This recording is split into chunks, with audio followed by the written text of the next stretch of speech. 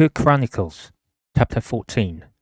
And Abijah rested with his ancestors and was buried in the city of David. Asa, his son, succeeded him as king, and in his days the country was at peace for 10 years. Asa, king of Judah. Asa did what was good and right in the eyes of the Lord his God. He removed the foreign altars and the high places, smashed the sacred stones, and cut down the Asherah poles. He commanded Judah to seek the Lord, the God of their ancestors, and to obey his laws and commands. He removed the high places and incense altars in every town in Judah. The kingdom was at peace under him. He built up the fortified cities of Judah. Since the land was at peace, no one was at war with him during those years, but the Lord gave him rest. Let us build up these towns, he said to Judah, and put walls around them, with towers, gates, and bars. The land is still ours, because we have sought the Lord our God. We sought him, and he has given us rest on every side. So they built and prospered. Asa had an army of 300,000 men from Judah, equipped with large shields and with spears, and 280,000 from Benjamin, armed with small shields and with bows.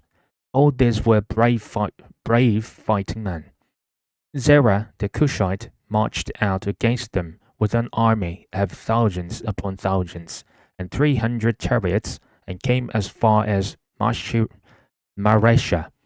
Asa went out to meet him, and they took up battle positions in the valley of Jephthah, near Maresha.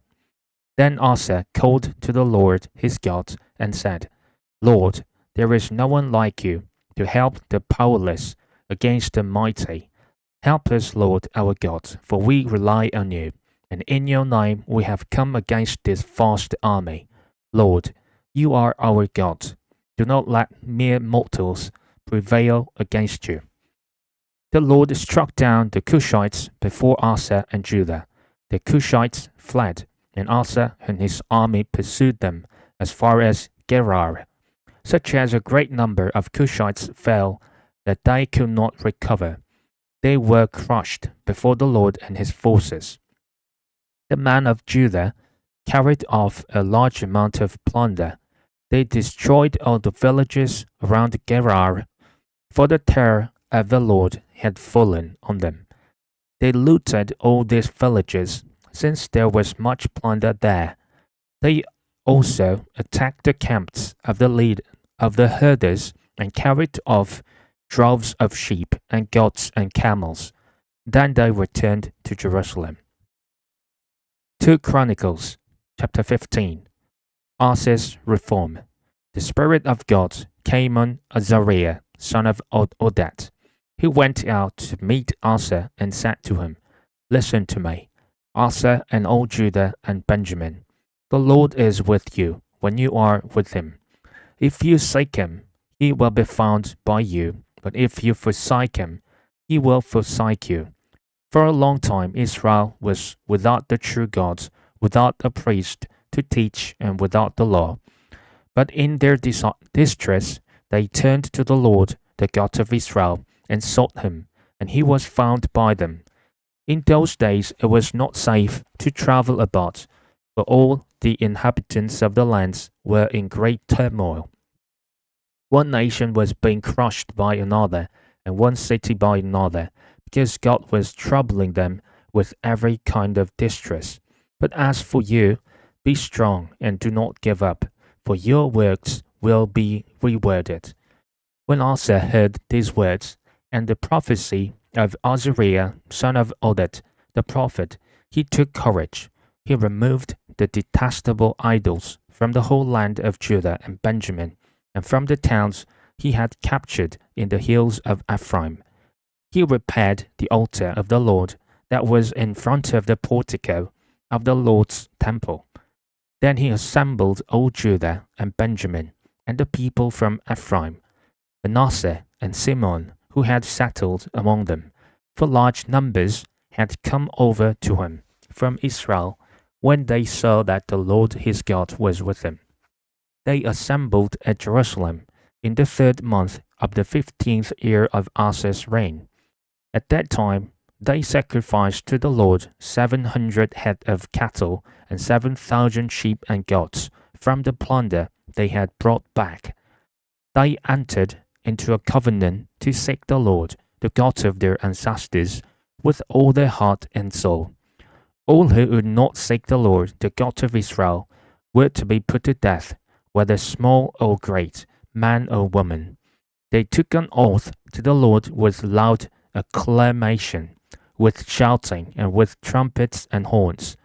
All Judah rejoiced about the oath, because they had sworn it wholeheartedly. They sought God eagerly, and he was found by them. So the Lord gave them rest on every side. King Asa also disposed his grandmother Maacah from her position as queen mother, because she had made a repulsive image for the worship of Asherah. Asa cut it down, broke it up, and burned it in the Kidron Valley. Although he did not remove the high places from Israel, Asa's heart was fully committed to the Lord all his life. He brought into the temple of God the silver and gold and the articles that he and his father had dedicated. There was no more war until with 35th year of Asa's reign. 2 Chronicles chapter 16. Asa's last years. In the 36th year of Asa's reign, Baasha, king of Israel, went up against Judah and fortified Ramah to prevent anyone from leaving or entering the territory of Asa, king of Judah. Asa then took the silver and gold out of the treasuries of the Lord's temple and of his own palace, and sent it to Ben-Hadad, king of Aram, who was ruling in Damascus. Let there be a treaty between me and you, he said, as there was between my father and your father. See, I am sending you silver and gold. Now break your treaty with Baasha, king of Israel, so he will withdraw from me. Ben-Hadad agreed with King Asa and sent the commanders of his forces against the towns of Israel. They conquered Ijon, Dan, Abel-maim, and all the store cities of Naphtali. When Baasha heard this, he stopped building Ramah and abandoned his work.